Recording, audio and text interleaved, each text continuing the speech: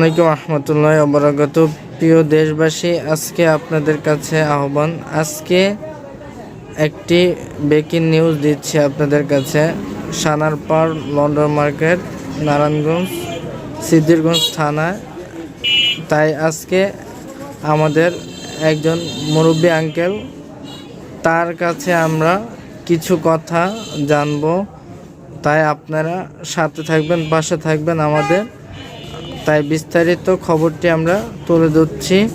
তাই আমরা আজকে মুরব্বী আঙ্কেলের কাছে কিছু কথা জানতে চাই। আসসালামু আলাইকুম। ওয়ালাইকুম সালাম ওয়া রাহমাতুল্লাহ ওয়া বারাকাতুহু।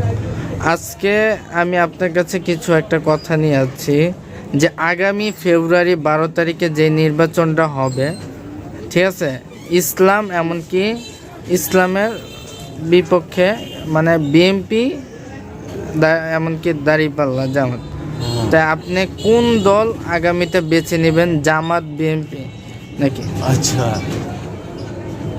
আমরা দীর্ঘদিন পর যে একটা সুযোগ পাইছি, যে আওয়ামী লীগের দুঃশাসনের পরে এখন আমরা যেভাবে দেশটাকে এই 24শে আগস্ট এত সংগ্রাম করার পরে আমরা যে সময়টা এখন পাইছি, এই সময়টার মধ্যে আমি আশা করি ইনশাল্লাহ যদি জামাত আসে ক্ষমতায়, তাহলে আমাদের জন্য অনেক ভালো হবে। কারণ আমরা তো আজকে দীর্ঘ ৫-৫০ বছর যাবৎ আমরা এই আওয়ামী লীগ, বিএনপি দেখতেছি, এদের মধ্যে থেকে আমরা ভালো কিছু পাই নাই, যার জন্য আমাদের এখন আশা এবং আকাঙ্ক্ষা দেখি ইনশাল্লাহ আমরা জামাতকে ক্ষমতায় আইনা জামাত আমাদেরকে কি দিতে পারে।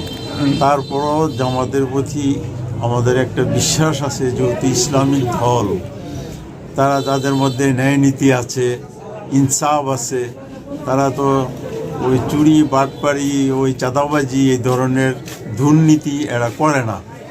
আমি জানি যতটুকু পূর্বে একবার জামাত বিএনপির সাথে আসছিল, সফর করার জন্য 15,000 টাকা নিছে, আবার ঘুরে আইসা 7,000 টাকা ফেরত দিছে অতিরিক্ত।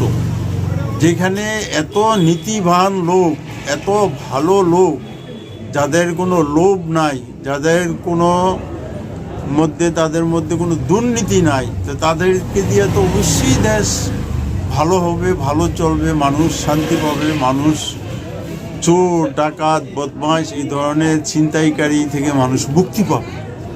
আগামী বাংলাদেশ ইনশাল্লাহ আমি আশা করি জামাত আসলে ভালো হবে।